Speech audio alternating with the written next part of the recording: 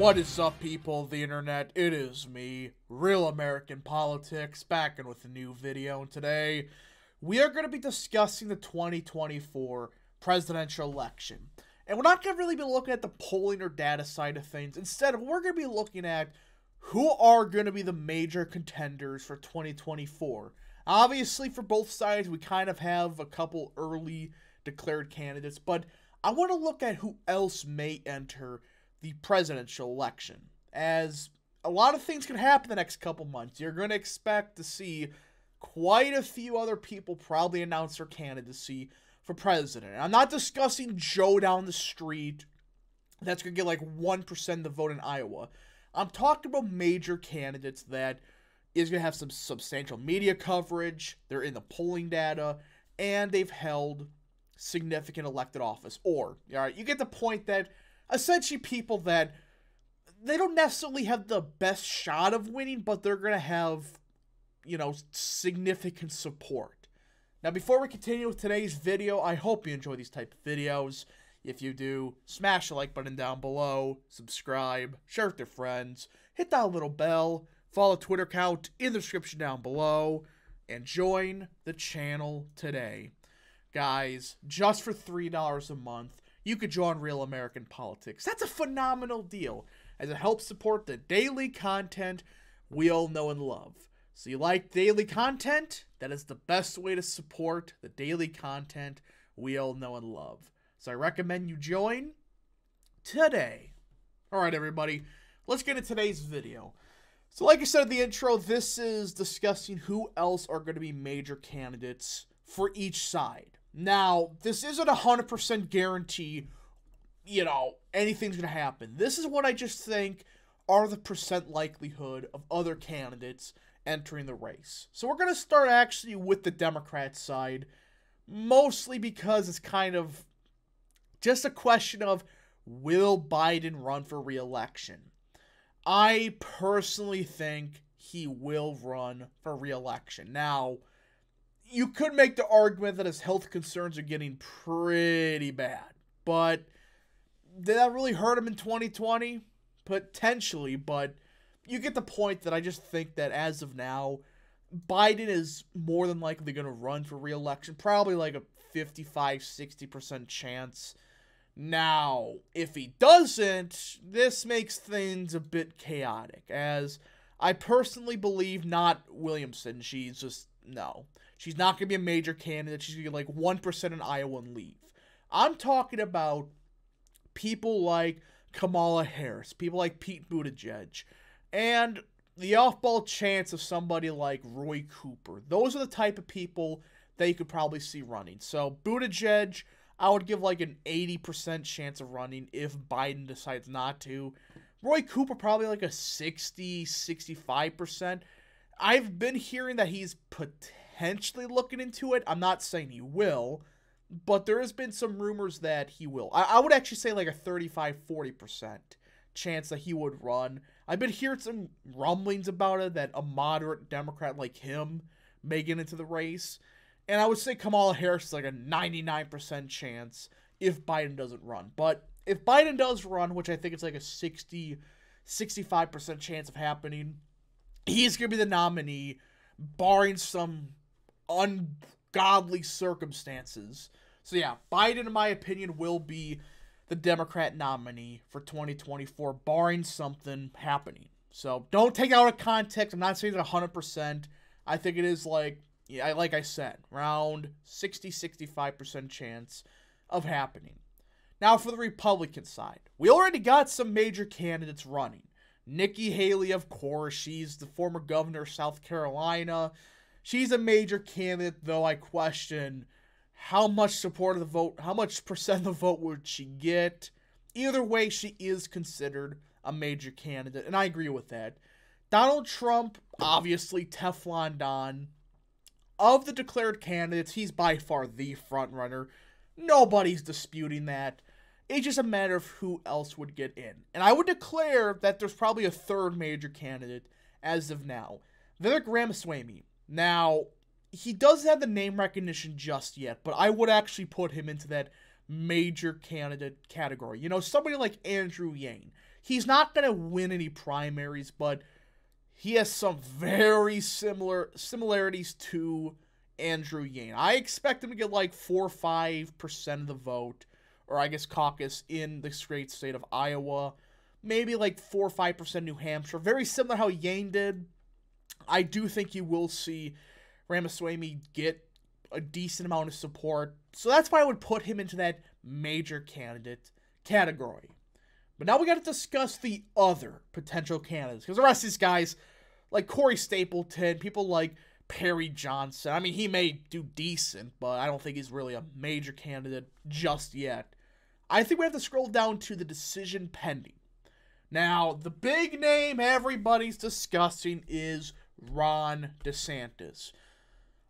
I have some hard times deciding, is he going to run? Is he not? Yes, there's some semblance of him potentially running, but these people that say he's 100% going to run, slow down. Slow down just a tad. I think Ron DeSantis has a 55-60% chance of running. Maybe you could actually bump up to probably 65-70%. He has been doing some recent events that make you think he's probably going to enter, or at least form some kind of committee. But here's the thing, though. Ron DeSantis is a smart guy. Would he really want to divide the Republican Party by running against Trump? I'm just being honest with you guys. Would he really? I don't know. But I think he is, more than likely or not, going to run for president. Now, things can absolutely change. I'm not saying it's 100%. I just think as of now, it's like a 70-75% chance Ron DeSantis does run. Larry Elder, I do not consider a major candidate. I'm sorry. I think this is more of a publicity stunt, if I'm just being honest. Kind of very similar to the gubernatorial recall. I still don't know why he entered. He kind of blew our chances there. But I think Elder has, if he does run, he's not a major candidate, so we're not going to discuss him that much. Now, Larry Hogan, the only reason I could see him being a major candidate is for the simple fact he could appeal to voters in states like New Hampshire, more moderate, the more moderate, not really conservative voters in a state like New Hampshire. There's conservative voters, obviously, but the electorate is a bit more moderate. Northeastern Republicans, more the Rockefeller types. They're not really that conservative on cultural issues. Fiscal issues, kind of. But Hogan I would put into that major candidate category. I think he's going to run. I think it's like an 80% chance of running. Like, I see he has a better chance of running for DeSantis. For the simple fact, I think DeSantis is a bit skeptical about could he seriously beat Trump or anything like that. I'm not saying he wouldn't or would. I'm just saying that I think DeSantis is a bit more hesitant. Who Hogan, on the other hand, I think he's going to run. He's already pretty much all but said he's going to run. DeSantis publicly has said, we'll wait. So Hogan, I think, will run. Ask Hutchinson, not a major candidate. I don't know why he's running. I really don't understand it. My guess is he's trying to grift his way to a cabinet position. I mean, why would anybody pick him as something in the cabinet? I don't really know. But ask Hutchinson, yeah, no, you're not a major candidate. You're not even going to win Arkansas. That's the type of candidate we are dealing with. Now, Mike Pompeo, 100%, he's going to run. I don't think there's much dispute about this. Everybody's agreed that he is going to probably run for the presidency. He's already been to Iowa way before anybody else. He's been barnstorming Iowa. He's already had a couple of endorsements from colleagues in Kansas. I think it's enough to say that, yeah, he's going to run. He's not like DeSantis, who he may have done 1 or 2 events in Iowa and New Hampshire. Pompeo's been there quite frequently. So I think that overall, Pompeo will undoubtedly run for the presidency of 2024. Now, as for the other people, John Bolton's not major. Liz Cheney's a joke. Chris Christie, why? Kristi Noem, I don't think she's going to run. She's trying to get that VP position. Mike Pence is probably going to run. Like, he could do good in Iowa and some of those, more evangelical states. But outside of that, his pathway to the presidency Not likely whatsoever. Mike Rogers. Who? I honestly do not know who Mike Rogers is. So yeah, already a minor candidate. Tim Scott, I heard, is probably going to run. He's been doing a lot of events in Iowa. And this may help Trump even more if Tim Scott decides to run, which could split the vote even more for the Nikki Haley establishment vote in South Carolina, potentially giving Trump the nomination in South Carolina. I think Tim Scott, probably like an 85-90% chance of running. Just all the rumors are he's going to run. And he's been, strangely enough, just campaigning in Iowa a lot recently. It's like, yeah, that's usually a telltale sign he's probably going to run. Plus, he went on Sean Hannity and he talked about racism of the Democrats. And I'm a black guy. That's why you should vote for me. It's like, yeah, I think you're going to run. As for Chris Sununu, he could do decent in New Hampshire, but I really do not consider him a major candidate.